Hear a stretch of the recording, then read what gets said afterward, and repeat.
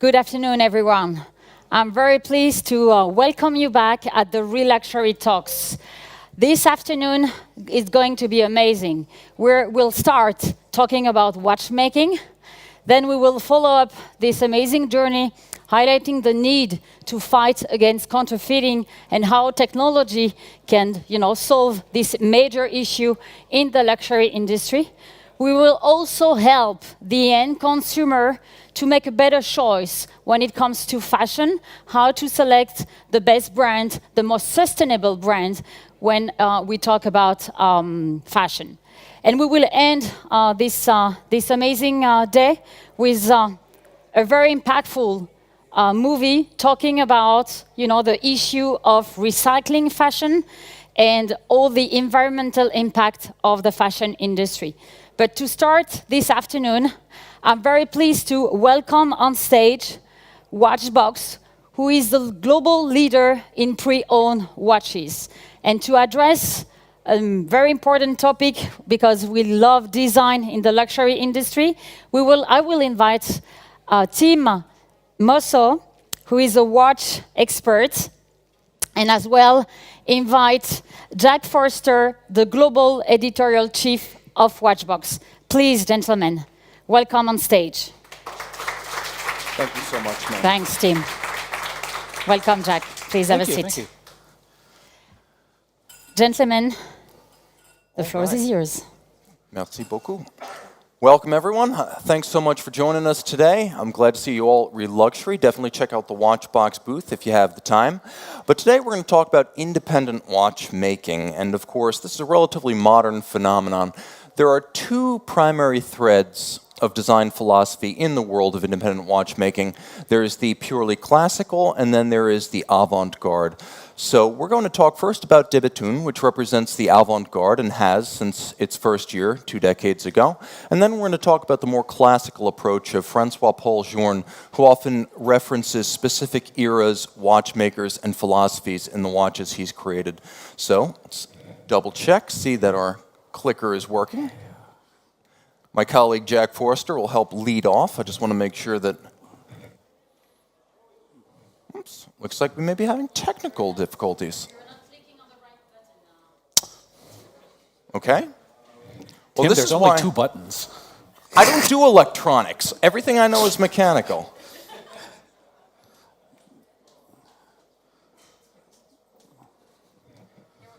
Oh, there Okay. we go. There we go. Now it appears to be working. Okay. So Now we are ready to rock Geneva. we're twice as good because we have 2. Okay, Jack, talk a little bit about the scene in 2002 when de Bethune first launched. David Zanetta, Denis Flageolet, founding partners, they came up with what was initially a more conservative style before later departures. Talk a little bit about that. Yeah, it was. It was a very interesting time. We had started to see really kind of wilder designs in watchmaking prior to that. We had the Halter Barnes Antiqua, for instance, which we were talking about just before. We started, and then the Lisnardin Freak kind of dropped like a bomb into the watch world.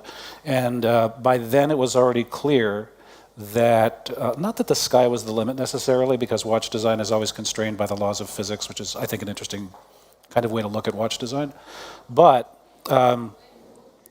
it was clear that the design vocabulary of watchmaking was prepared to go in directions that it had never gone in before. And if you look back at the history of watch design, the whole idea of every object made by human beings is designed in the widest sense of the word. But watches had not really been designed as separate from the cultures in which they arose, probably for the entire history of watchmaking. So you go back to the very early roots of watchmaking in Europe, 400, 500 years ago, and what you see is the same design vocabulary that you saw in other decorative objects. And then you move forward into the 1800s when precision watchmaking really became possible for the first time. And all of a sudden, well, not all of a sudden, but watches became rather sober objects, didn't they? They were there to serve a certain purpose. It was actually important whether or not a watch could keep time to within a minute a day. We saw the rise of industrialization, the rise of railroads, and when you're trying to run a railroad on time, you don't want to take a watch out of your pocket and say to yourself, "Wow, what a fantastic design!" While the locomotive is running over somebody's cows or running into another locomotive. And then the World War I came and went, and post-World War I in the Art Deco era, we saw watches really, especially wristwatches, really being designed in ways that they had never been designed before. And while the watches of that period drew very, very heavily on the larger vocabulary of the Art Deco era, they began to become more and more kind of their own things. World War II comes along, design becomes very conservative again, 1950s come along, 1960s come along, the op art era comes along, op art era, pop art era comes along, and we start to see watches with fantastically chunky, bloated cases, some of which have aged very well and some haven't. 1970s come along, and we have the quartz crisis, we have the advent of quartz watches, and at that point, mechanical horology and functionality start to diverge from each other a little bit. And we see something very unusual happening. We see watches that are really designed primarily, they haven't abandoned functionality, but the design is really the primary reason for being interested in the watch, and I'm chiefly thinking of the Royal Oak, of course, which was designed with a capital D. Same with the Patek Nautilus. And then the quartz era kind of plays itself out. Mechanical watches start to become interesting again. By the time de Bethune comes along, how's that for a canned history of watch design? So by the time de Bethune comes along, we have a willingness now to not concentrate primarily on chronometry per se, precision per se, as sort of the primary and maybe only goal of watchmaking. We see the watch kind of reborn as a design object, as the mechanical watch reborn as a luxury object, as a statement of personal taste. And despite the fact that when de Bethune was founded, it would have been possible to come out of the gate with something really kind of outlandish looking. Like their first watches were not actually all that outlandish looking. Oh, because the DB1 right up there, you could see that a little bit like Urwerk, one of their contemporaries, a brand that would become very avant-garde, came out of the gate with what was classically styled, almost to the extreme, a very conservative look, round case, standard lugs, modified Breguet hands, and a guilloche dial. And that was pretty much the last time they would do anything so conservative. The interesting thing about this particular series of watches, the first de Bethune watches, is that not only are they kind of archaic as wristwatches, they actually seem to look back to the pocket watch era, and this partly has to do with their size. They were slightly, this was the beginning of the large watch era as well, so coming out with a 41 millimeter or 42 millimeter watch was not such a crazy idea. But you look at the basic expression of design vision and taste in these watches, and leaving aside the ogival lugs, which don't look that non-traditional, you could be looking at a pocket watch cased as a wristwatch almost. And of course, David Zanetta, one of the founding partners of de Bethune, was a vintage dealer and collector who drew prolifically from that inspiration to create the company's designs. Now, as we move forward, you can see an evolution of these designs and a move into manufacturer watchmaking. By the time we get to the DB15, we're looking at a watch circa 2004, 2005 that now has a manufacturer movement, a high complication. We do now have a display case back because they wanted to put manufacturer movements on display, whereas the previous model had a legacy caliber from another brand. But the evolution of de Bethune design language quickly begins to move towards extravagance and avant-garde. And here you can still see some of the vestiges of the DB1 case shape, but with the DBS in center, the DBD down at left, and then off to their right we have the DB26. You start to see the design language of the modern de Bethune emerge. And I think, Jack, the DB26 is the most relevant here for where the company would ultimately go. Yeah, I think that's absolutely correct. I mean, the DBS kind of established a design language that has been with us at de Bethune, with some variations pretty much ever since. And the idea of bringing the mechanism actually forward into the design and making it a primary part of design. This is the first place that we actually see that happening. And that's the guy in the middle. You can see the dial side, the escapement, the balance. It's all front and center. No need to rotate the watch. Right, right. So, what De Bethune started doing was, it was a traditional form of watchmaking in terms of design. It was a traditional form of watchmaking in terms of how the movement was presented or how the movement was not presented. But we very rapidly move into a period where, the fact that a mechanical watch is a mechanical watch was not really something that necessarily needed to be brought forward when the mechanical watch was the only kind of watch. So George Daniels famously writes in his book Watchmaking that for the client, for a fine handmade English watch, interest in the movement would have been undignified. The movement would have been a matter for a tradesman. That's sort of a paraphrase. And like to take interest in a movement is not something that a gentleman client for a fine handmade English watch would do any more than he would take an interest in what was going on downstairs in the kitchen when a meal was being prepared for a banquet. The food was just supposed to appear, be consumed, and disappear. And the watch was just supposed to tell time reliably, and you weren't supposed to be interested in the movement. But now we, all of a sudden, this is going back 20 years, we are interested in watches, sure, but we're interested in mechanical watches, and we want to see the mechanism. We want to see how it works. We want to visually experience how this machine actually keeps time as a machine. And so the avant-garde that you're seeing emerge starts off to the left with the DBD, which came out in 2006. You could see it has an inline calendar. Now, it's a simple calendar. It's not an annual or perpetual, but it drew on, amongst others, 1970s Patek Philippe perpetual calendar inline display pocket watches. You've got a case that's shaped a little bit like a vintage pendant watch, but you have some of the vestiges of the DB1 and the ogival lugs down at the bottom. So on the DBD, it's the display and the interface that's the avant-garde, plus, though you can't see it, there's a moon phase on the case back, and the use of a double-sided case display was very progressive. In the center, you have movement architecture being very avant-garde. Bring all of the most exciting parts of the watch from the back to the front so you can enjoy them on a full-time basis. And then all the way to the right, with the DB26, we get additional avant-garde in the sapphire hands, which you can't see here, but also a case. So you go from display to movement architecture to case, and each one is pushing us forward. So you have that DB26 coming out in 2008 with the floating lugs that change their geometry to match the wrist. Make sure this little clicker is registering.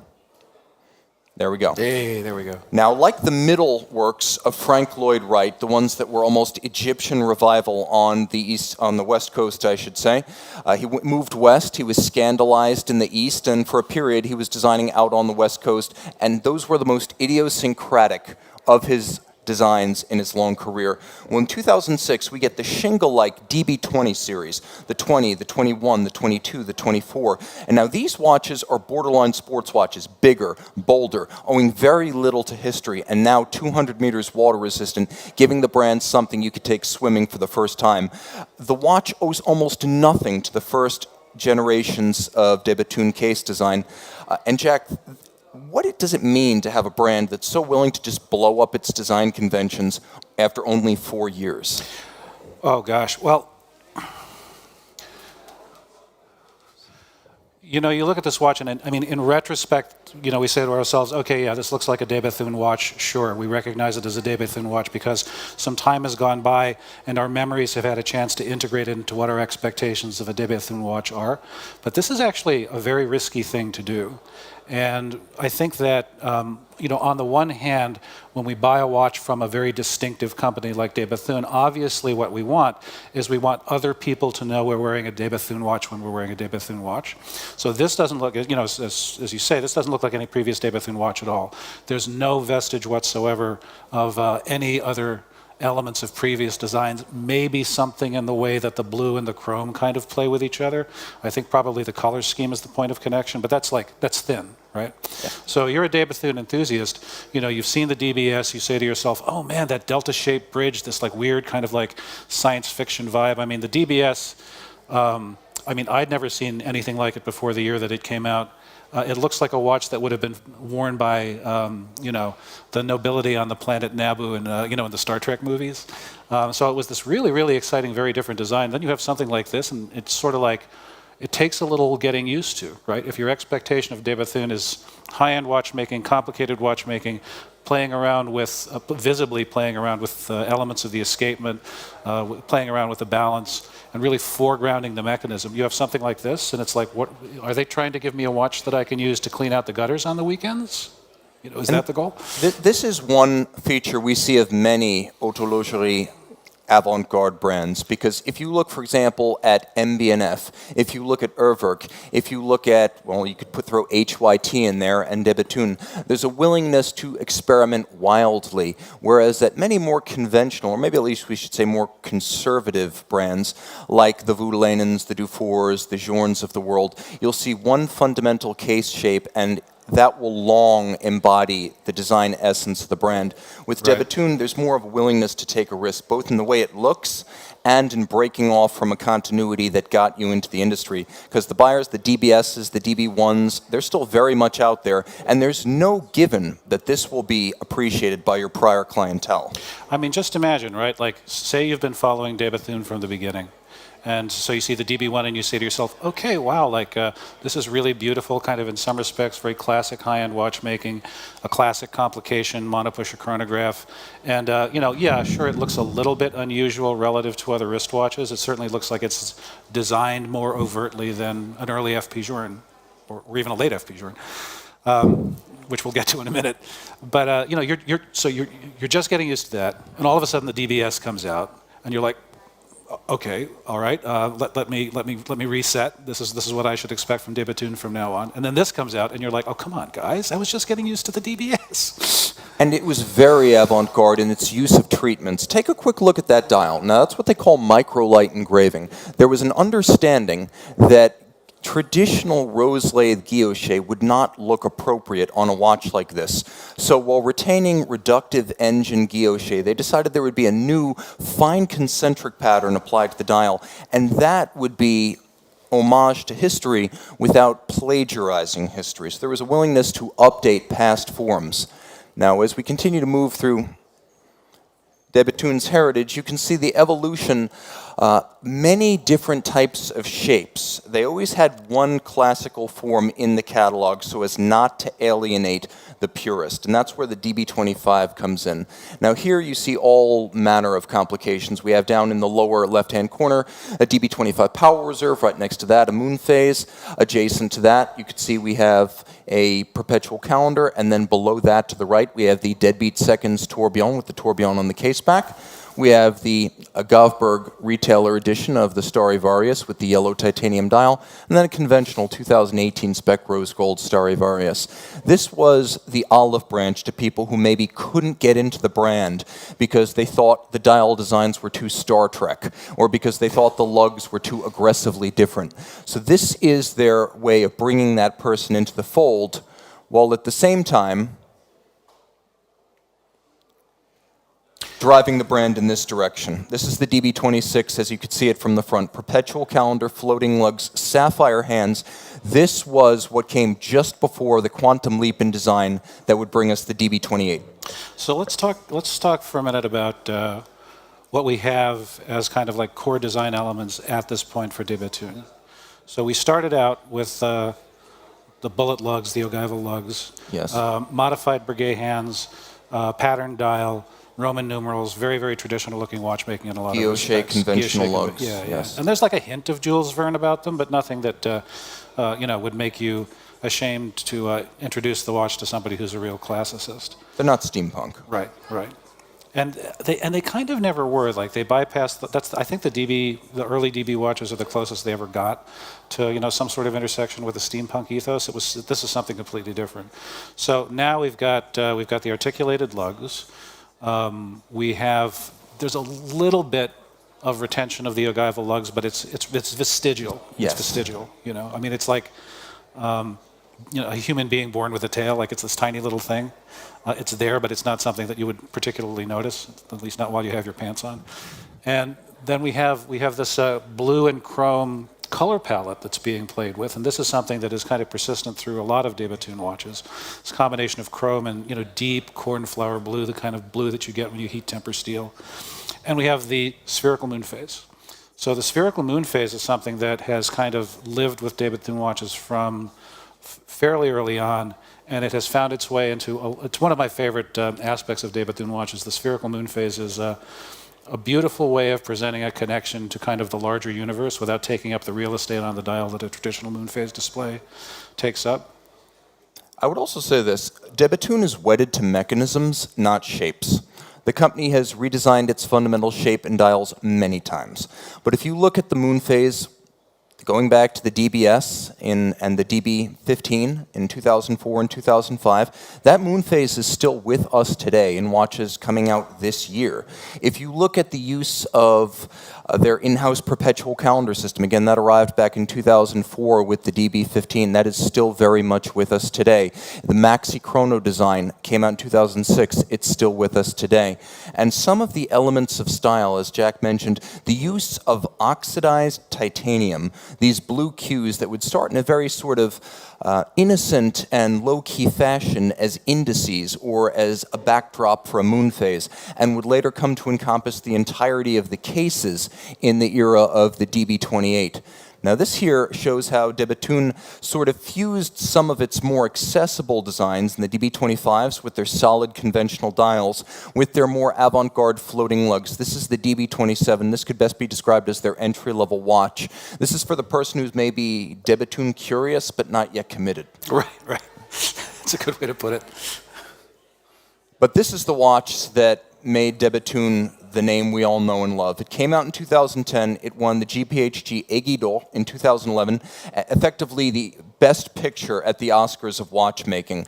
Now, a lot of these elements were seen before. The spherical moon phase we first saw before. The combination of the triple parachute shock protection for the balance we saw on the DBS back in 2005. And you could see the floating lugs back in 2008 on the DB26. But they all came together along with elaborate movement finishing on the dial side to create the DB28.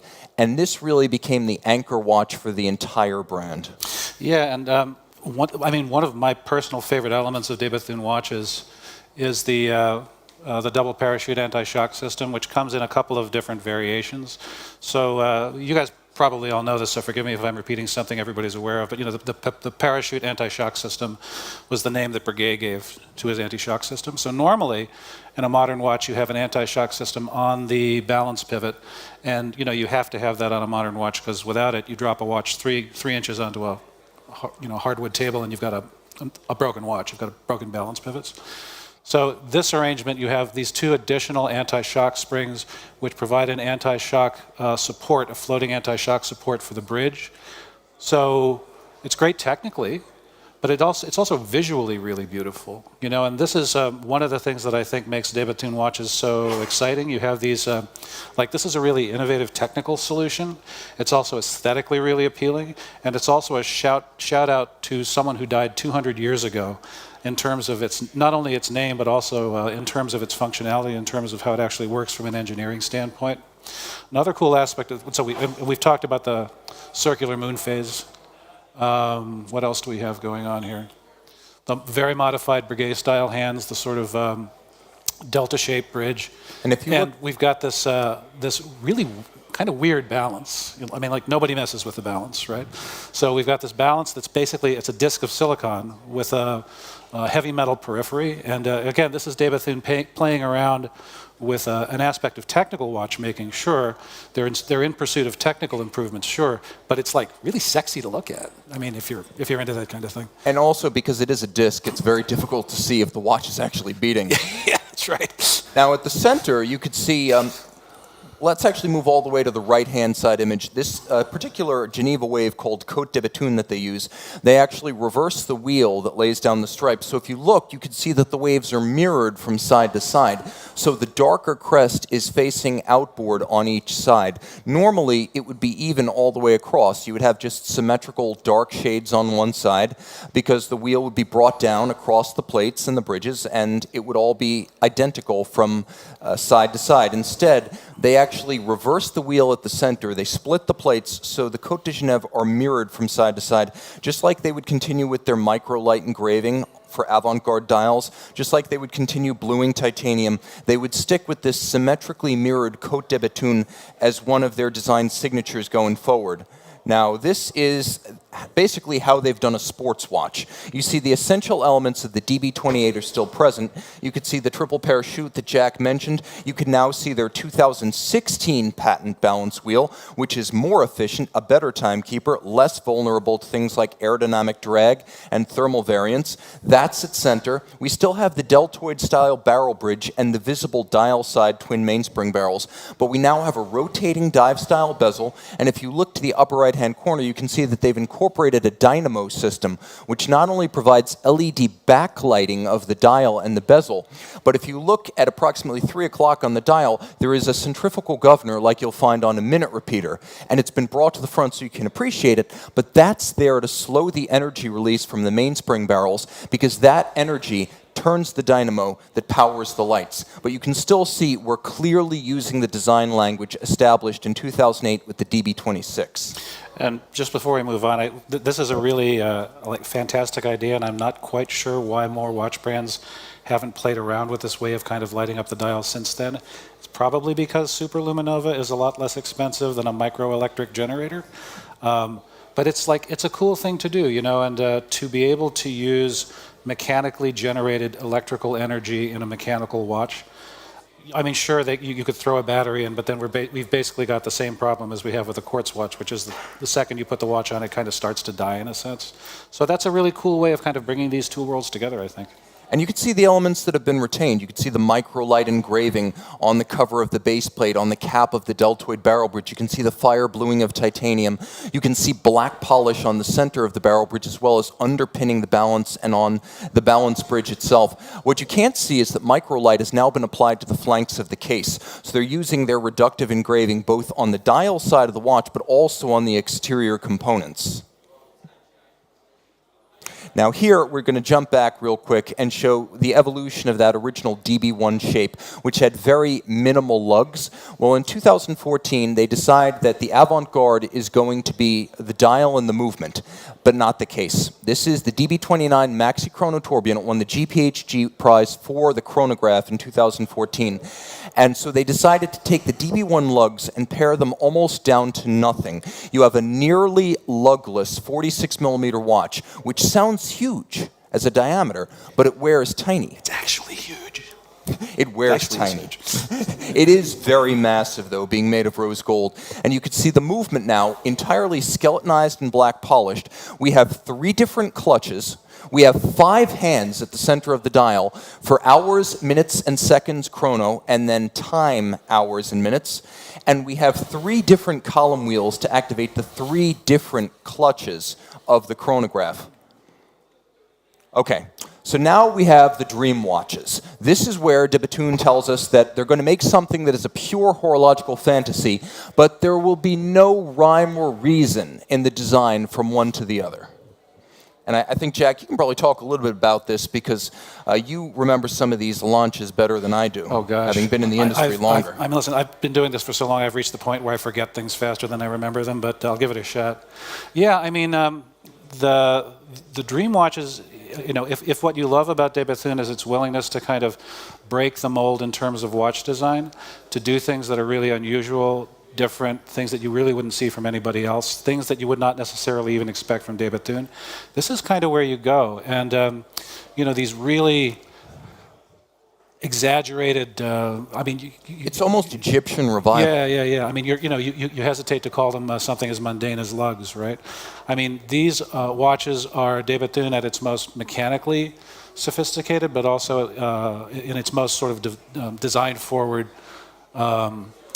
iteration. And this case in particular is something that, you know, it's not something that anybody asked for, right? But that's actually the thing that makes it so interesting. I mean, this kind of, you know, modified rounded delta shape. Is it a spaceship? Is it a seashell? Who knows? It's like it looks like a Jules Verne time machine shrunk down to something you can put on your wrist. You know, you push one button, and before you know it, the sun is a red giant taking up half the sky, and the only thing left alive on Earth are arthropods. And you can see here a very, very avant-garde design. This is a watch that allowed you to change the rate of the watch. So it allowed you to use controls on the back of the watch to actually change its timing and make the adjustments yourself. That's Dreamwatch 1. Now what we have here is the latest. We have Dreamwatch 5. Now we have, well, a case that's been rendered in zirconium, in titanium, even in meteorite. We've got a moon phase. The spherical moon phase is still there, but we have a jumping hour display. You could see that this right here is Dreamwatch 3. We've incorporated microlight engraving, bluing of titanium, articulated lugs on both ends, and now a tourbillon that moves in 30-second cycles and beats at 10 beats per second. The tourbillon includes titanium, it includes white gold, it includes silicon. The avant-garde is not just the shape, it is now within and without the watch. Bears mentioning, by the way, that most tourbillons beat at 21.6. And it's because most people who make tourbillons are getting the tourbillons from the same place. So a very high frequency tourbillon is extremely unusual. This was also, if I'm remembering correctly, Tim, an extremely low mass tourbillon. Yes, it is 0.18 grams, so it's 18/100ths of a gram. It is the lightest tourbillon in the world, and de Bethune also laid down a marker by saying, look, when you see a tourbillon on our watches, we're talking less than a second gained per day. We're going to put a number on it. There are a lot of tourbillon watches that tell worse time than a chronometer-certified Tag Heuer, and their manufacturers will talk about beauty and tradition and craftsmanship, but they won't make any promises about accuracy. At de Bethune, they do. And of course, if we're going to do an iPhone case, why not go all the way, right? That was one of the dream watches too. And look at the color palette, right? Like chrome, white, polished, and then deep blue, deep blue, deep blue. This wonderful deep cornflower blue. I don't know what there is that's so seductive about that particular color, but Tim and I were up at de Bethune not that long ago, and we had a chance to watch them actually heat blue one of their moon phase displays, and it's a very archaic process. You've got a spirit lamp that looks like it's from the 1800s, might actually be from the 1800s, with this almost invisible flame coming out of it. There's a tray with copper filings on it, and this little sphere is sitting in this pile of shavings, and this guy this is what he does all day. He sits there and he waits and waits and waits for the blue, for the steel part of the moon phase to turn the exact correct shade of blue. And you have to be very careful because there's some carryover heat when you take it off the flame, so you have to take it off at exactly the right instant. It actually reaches the correct shade of blue after you've taken it off the flame, and you have to know how long that's going to take. And it's an amazing thing to see this combination of an incredibly archaic technique. I mean, this is how they've been bluing steel for as long as steel has been blued, right? Combined with this extremely avant-garde design. And it's interesting because the blue, it represents a lot of things. It represents the color of the sky at many times a day. It represents the mystery of the cosmos. It also represents horological tradition, as in many French-speaking cultures, traditionally, blue, royal blue, has been a signifier of status, of elite credentials, and of course, of elite horology, which often had exactly that clientele in mind. Now let's see if this little clicker works. Hey. Okay, there we go. Now we are talking about the first FP Journe pocket watch. We went from the avant-garde and the highest of heights in that realm to what might be considered as fundamental a design for a pocket watch as it has ever been crafted. Francois-Paul Journe was a devotee of Breguet from his earliest days. And so when he created his first watch in 1983, yes, it was a tourbillon with a chronometer escapement, which is crazy for your first watch, but he wanted it to be classical, inside and out. And definitely. This is show of hands. People who are familiar with Breguet's work, I think it's probably everybody in the room. Yeah. So this is John. You're familiar with Breguet's work? I'm shocked to hear that. So this is, you look inside a Breguet pocket watch, this is what you're going to see, and it's a very particular kind of aesthetic. So what don't you see? You don't see any of the manifestations of traditional French-Swiss horological decoration. Instead, what we have is this very, very sober, very, very clean, very pure use of gilt on the plates and the bridges.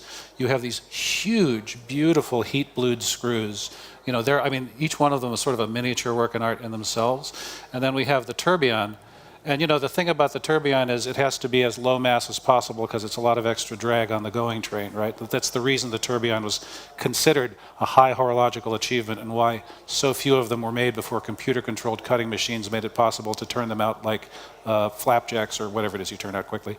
But this is an extremely traditional, almost willfully archaic form of watchmaking, and it's really, really beautiful, but the appeal of this kind of watchmaking is radically different from conventional Swiss, French, high horological decoration.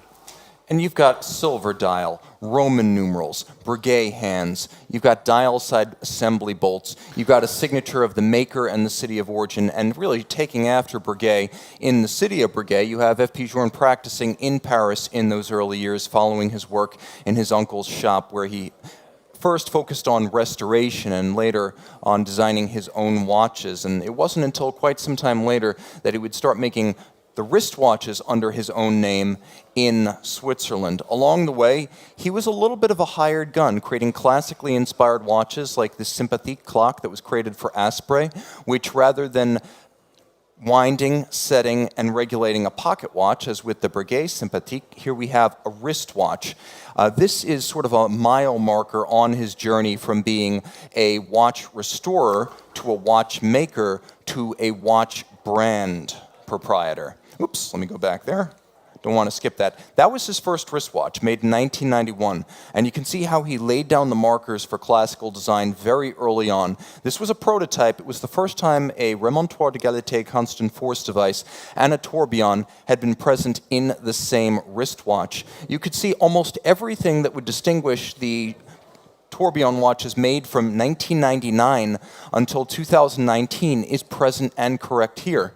But it was a rough draft, though a statement of intent. The time was not yet. The one thing that I want to say about this particular watch before we go on.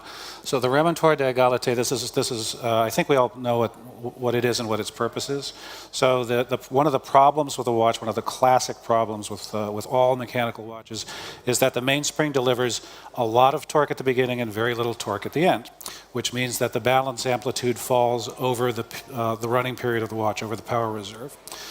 Which means that as the mainspring runs down, you start to see exaggerated positional errors, the watch becomes less precise. So what the remontoir d'égalité does, it's kind of a secondary mainspring that's wound up at regular intervals by the main mainspring, sometimes as little as 1 second intervals.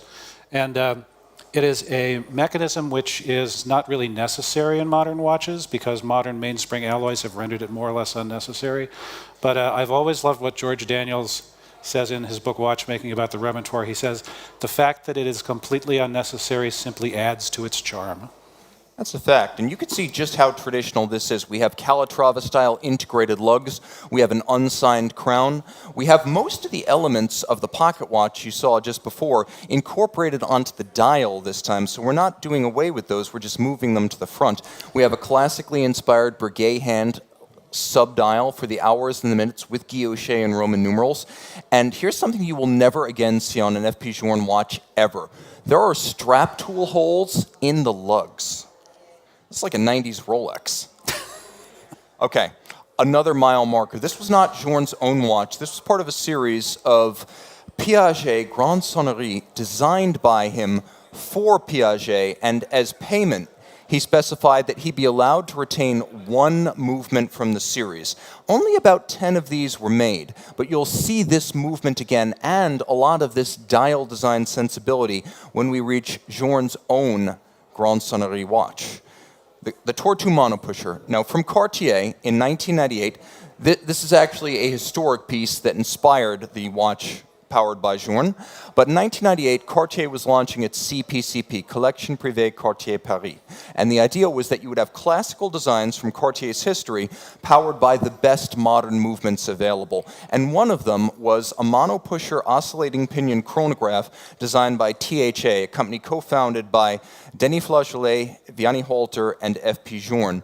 And so this is a movement designed by Flageolet and Journe. It's actually the same movement that would go on to power the De Bethune DB1, but you will see this oscillating pinion again later on when Journe launches his monopusher sports chronograph.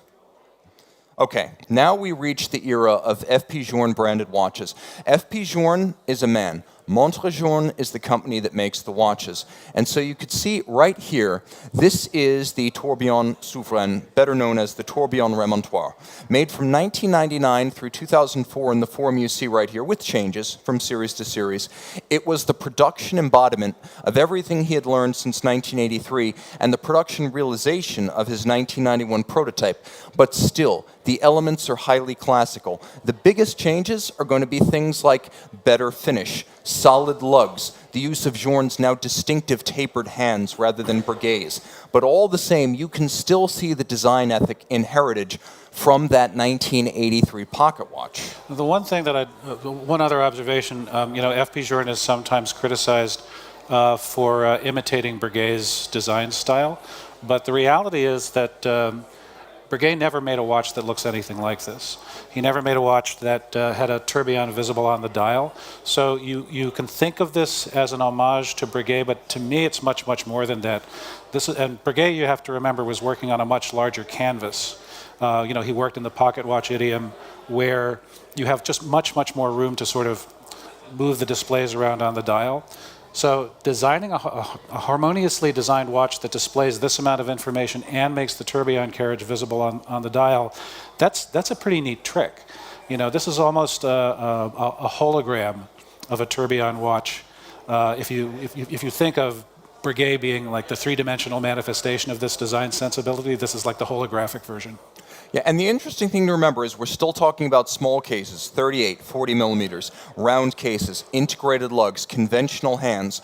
This is still a very classically inspired watch, and if you look at Journe watchmaking since 1999, you'll realize that just about all of the dress watches use one case shape.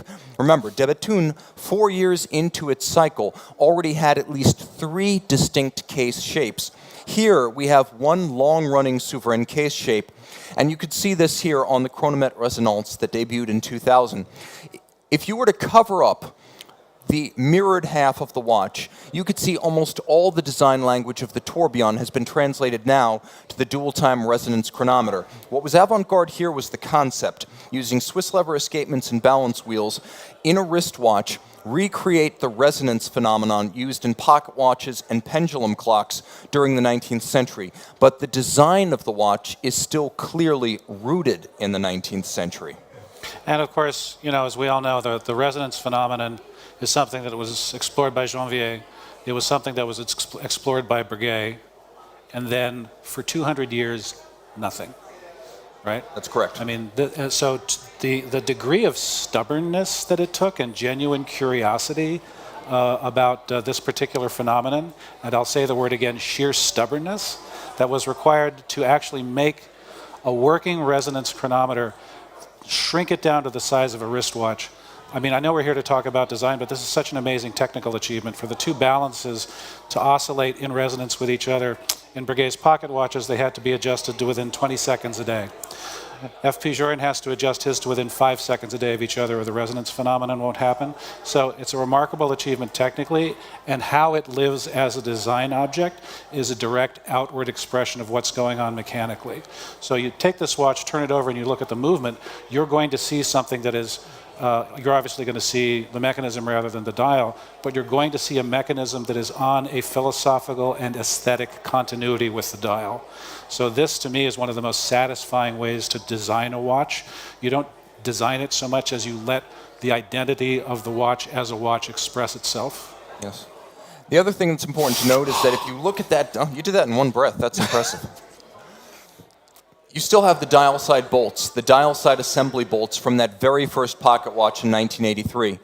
Now here we have Journe's take on an automatic winding watch. This is the original Acte Automatique Réserve de Manche from 2001. Very, very little changes. The case, the hands, the dial, very traditional. Still, 38 or 40 millimeters, platinum or rose gold.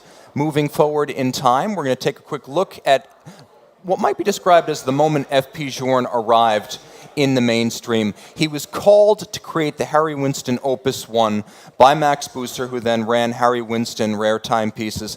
And there were 3 different models. One was the Octa, or it was based on the Octa movement that we just saw.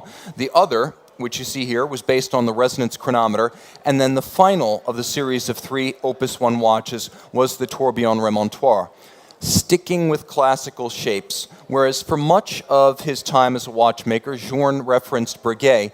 With the Vagabondage of 2005, he decided to reference the wristwatches from the early days of wristwatches, the first third of the 20th century. And thus the Vagabondage series was created using a movement he originally designed for a Cartier Tortue that was never ultimately produced.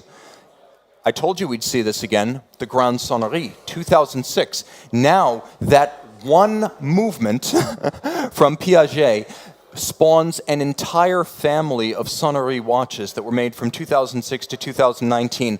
This is another example of how Journe's early work would lead to later innovations in watch engineering within his classical design paradigm. And then right here, Jack, if you could talk about the Sontograph for a moment. We're going to talk a little bit more about Journe here, and then we're going to make this interactive. But the Sontograph is an important milestone. Yeah, the Sontograph represents it's a big change. I mean, relative to the rest of Francois Paul's work, this is a relatively big change. It's a very, very dramatic change in many respects from his previous watches. We still have the same basic hand shape, the same basic case shape, but you know, this is a 1/1,000th of a 1/100th of a second. Excuse me, 1/100th of a second tourbillon. Tourbillon. See, I told you I was getting old. You see, if you try to talk as fast as this watch ticks, you're going to make mistakes. This is what happens. And it was the most sort of sports-oriented watch, I guess you could say, that F.P. Journe had done. And if there's something that lives in his body of work as a sports watch, it's the Sontograph. Yes. Okay, guys, so now we're going to take some questions from the audience. We've still got some slides to show you, but I think you get the general idea. Francois Paul is a classicist. All right, De Bethune, Francois Paul, but also other brands, any independent brand. I'm wearing an HYT today. If you have questions about the avant-garde and the classical, or where independent brand watch design is going today, we'd love to field your questions. Or if you just love the sound of our voices. Do you have any questions for Jack or team? I also wanted to bring this full circle. This was the end of the presentation. This was the T30, the watch that F.P. Journe launched to celebrate his first 30 years of watchmaking in 2013. You can see that the movement and the dial are both literal mirrors of that 1983 watch. Any questions at all, or thoughts that you want to share? We covered a lot of ground. Also, constructive criticism. Maybe that'll work. Yeah. Want to continue this amazing conversation with Tim and Jack. I invite you to go on the booth of Watchbox and have even more about the watchmaking and the mastery of watchmaking. Thank you very much for your talk. Thank you so much.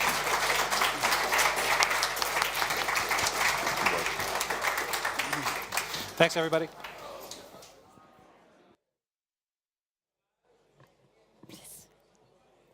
Don't worry, come, Jack. Where are we taking?